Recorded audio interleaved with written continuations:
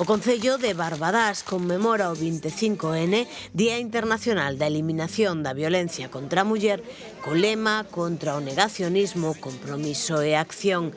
As actividades programadas, que inclúen teatro ou obradoiros, van dirixidas a visibilizar e denunciar as moitas violencias que sofren as mulleres hoxe en día, así como a concienciar a poboación de todas as idades. Nos tempos que corren, desde logo que hai que empezar a sensibilizar os cativos e cativas precisamente desta problemática. Hai tendencias, vou chamar tendencias simplemente, que están presentes tamén no día a día e que negan o maltrato ás mulleres, a violencia de xénero e, polo tanto, a sensibilización é algo esencial. A participación de todos e todas é fundamental. Que teñan coñecemento desta problemática desde o primeiro día, desde a educación infantil e máis alá, é sumamente importante. E precisamente elas e eles, os máis mozos, foron os protagonistas do acto central.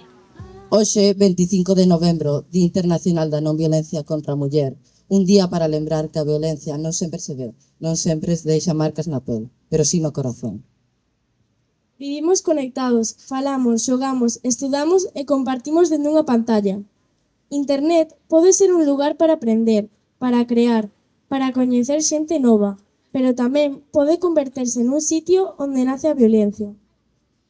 Porque o ciberacoso comeza, moitas veces, se que ninguén o note. Un comentario cruel, unha foto compartida sen permiso, unha mensaxe que se burla, que humilla, que doe, e todo se esconde detrás dun móvil. E parece algo pequeno, verdade? Unha frase, un emoji, unha risa, pero para quen o sofre non é pequeno, é enorme. Un peso que se leva por dentro e que doe en silencio. Hai quen pensa que é unha broma, que non pasa nada, pero sí pasa. As palabras importan e as pantallas non protexen da dor. Cando alguén é víctima de ciberacoso, non pode escapar ao chegar a casa. O medo viaxa no peto, a angustia vibra cada vez que chega unha notificación, e a soidade faise máis grande cando sente que ninguén se decata. Por iso hoxe estamos aquí, para dicir que se nos decatamos que o ciberacoso non é un xogo, é violencia e non podemos quedar calados. Porque calar tamén fai dano, rir unha humillación tamén fai dano, compartila, aínda que sexa por curiosidade, tamén fai dano. Pero podemos elegir o contrario. Podemos pensar antes de escribir, preguntarnos, isto axuda ou fai dano? Gustaríame que me dixeran a min. Podemos negarnos a compartir contidos que humillan. Podemos avisar, denunciar, pedir axuda e tamén apoiar a quen está a sufrir.